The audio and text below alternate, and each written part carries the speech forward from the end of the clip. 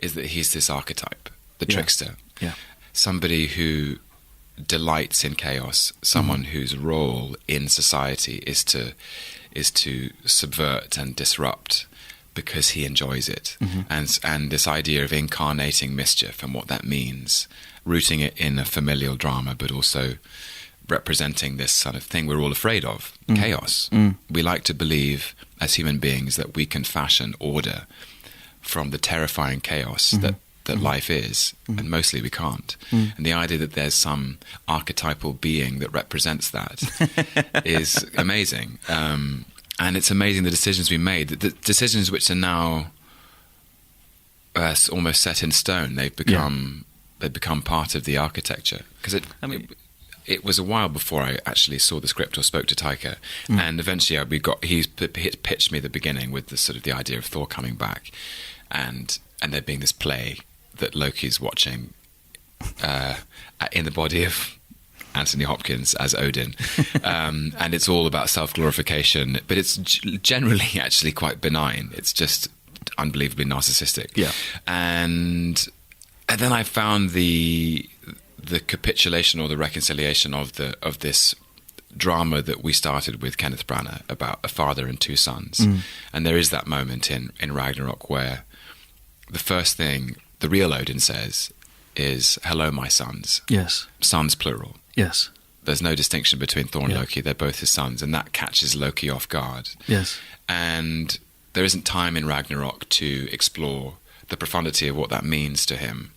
But that in that moment, somehow all of the axe that he's been grinding since that moment in the vault, in the first film, where he felt like he didn't belong, where he felt like he was outside the family, the nuclear family, is sort of, if not fully healed, he has a new perspective on it. I've watched the scene a number of times, and Loki doesn't speak in that scene. Were there any lines? Did you have any lines that were cut, or was that a very conscious decision on your and Taika's part? I don't remember actually. I know that I remember if there were any lines, there were very few. Yeah. But I do remember that the first thing he says after Odin's death is "brother." Yes. Turning to Thor as if to proffer an olive branch. Yes. To say this wasn't me. Yeah. This isn't my fault. You are my brother, and whatever happens next, we should stay together. We need to look after each other or have each other's back.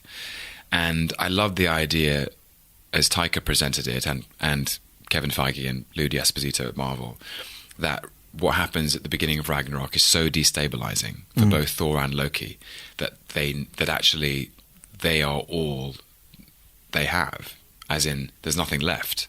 Everyone's gone. Odin's gone. Frigga's gone. The Warriors 3 are gone. Asgard is basically gone. And so Thor and Loki turn to each other and say, "You're all I have left." Yes. And actually that's enough. Yeah. Yeah. And it all comes to a kind of a fulcral point in the elevator. Yes. I think, which was a very key scene. We all knew that was a key scene. We shot it very quickly. Oh, really? Okay. Literally, we shot it in about 20 minutes because we knew what it had to be. Taika knew he wanted it mostly in a two-shot, so that it was they were finishing each other's sentences. You could see. I sort of owe that to the writing of the first film, and I always think about the late Don Payne, who wrote that first script, and there is the scene in the vault where Odin tells Loki he's not in fact Thor's brother, or indeed an Odin's son.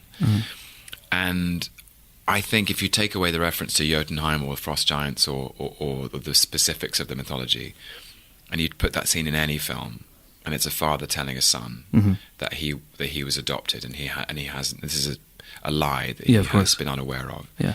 It just works as drama, and Kenneth Branagh encouraged me and Anthony Hopkins to be so honest and vulnerable in that scene that it has become a cornerstone to the entire characterization.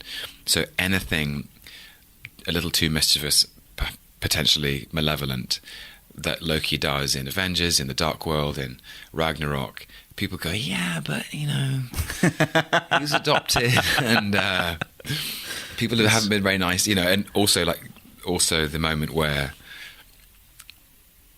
Loki is hanging off the edge of a cliff, trying to win his father's pride, and his father's response is simply no. Yeah. People have compassion for Loki's predicament. So I think I'm really lucky in that there's a vulnerability and there's a terrible rage and heartbreak at the center of him, which gives me more license to go further with the mischief.